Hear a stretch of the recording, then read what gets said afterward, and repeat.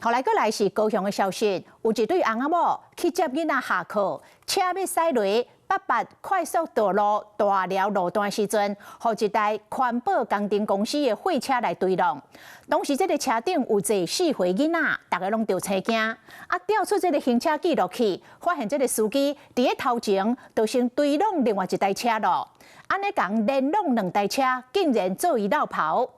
警方调查阁发现讲，这间工程公司是歹地治，过去都捌卡到损害赔偿的官司。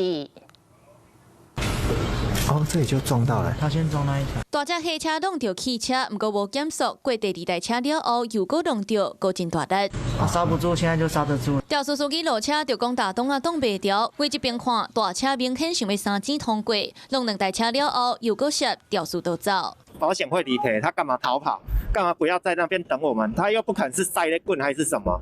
目前都没有联络上。我们这里应该会告他肇事逃逸吧？我们就是在报警，然后就看着他这样子离开。我手可能就是有去撑到，因为吓到，我手有去撑到，因为撞击力道真的蛮大的。然后我那时候我小孩是在睡觉，所以他是整个都在安全座椅里面。20时下晡3点，单身是个太太，佮有4岁后生，行过高雄88交流道大寮段，20度进前，互环保工程公司的汽车追撞，车身严重受损，太太手骨受伤，囡仔人佮惊精神。不过司机无等警方到场，竟然假作无代志就离开。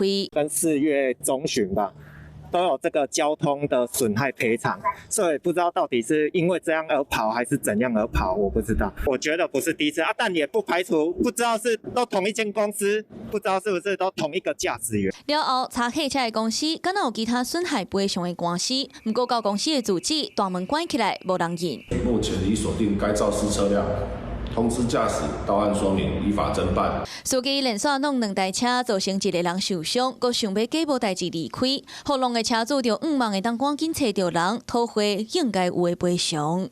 Hello， 我是张新文，想要抢先掌握最及时的新闻资讯吗？赶快订阅、按赞、开启小铃铛，锁定华视新闻 YouTube 频道。